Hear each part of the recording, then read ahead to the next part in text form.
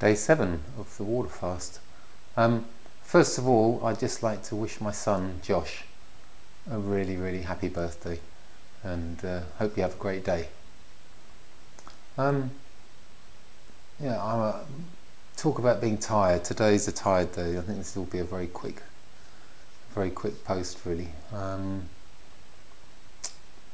So little to say. It's going all right. I had a much better sleep last night.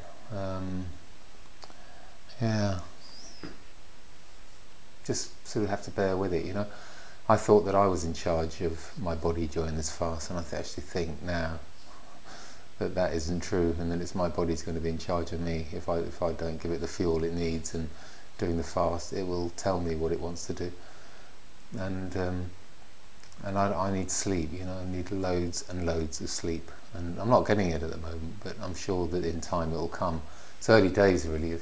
It's, you know, as I say, 7 days is not a lot out of the 28 I'm aiming to do, you know.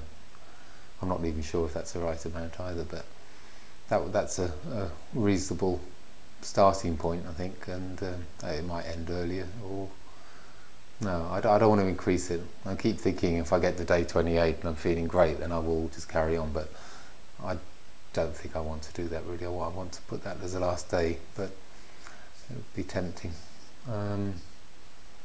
It's so I need to rest. I haven't done any exercise, nothing today at all.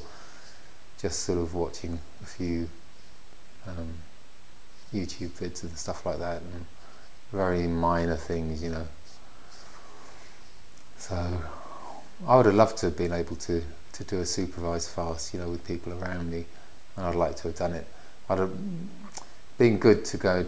I mean, Doug Graham, Dr. Doug Graham is my hero, and just because of his way of thinking, his logic and everything, it just suits me down to the ground, and I utterly believe in what he's having to say, and the results speak for themselves, you know.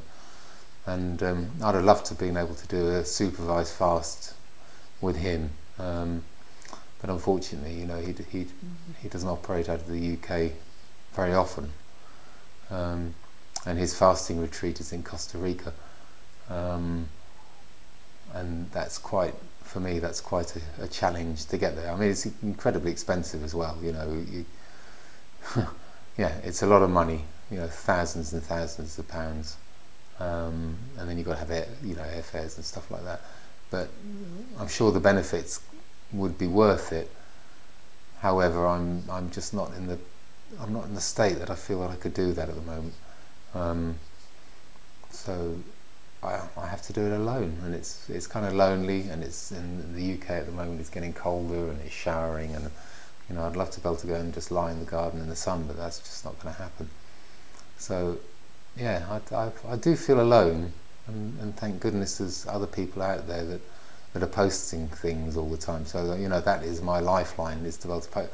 No way could I do this just in this house on my own with nobody around, you know, those people. But it is a bit sort of virtual people, because I don't know any of them. I'd like to get to know them. That's why I'd like to get to Woods, you know, to go to Woodstock this year, or next year rather. But who knows? Maybe I'll be able to. So my advice on this one is listen to your body, you know, and don't go beyond what your body's telling you to do. And you probably won't be able to, you know.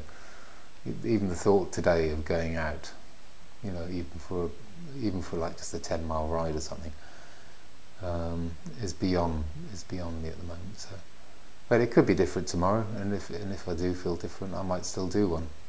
So anyway, I think that's enough said for today. But going strong guns, and still very committed to doing this, and still very committed to healing. And once again, if anybody watches this who has put posts up, just thank you so much, because they mean so much. You know, it's so valuable. And I'll catch you again tomorrow.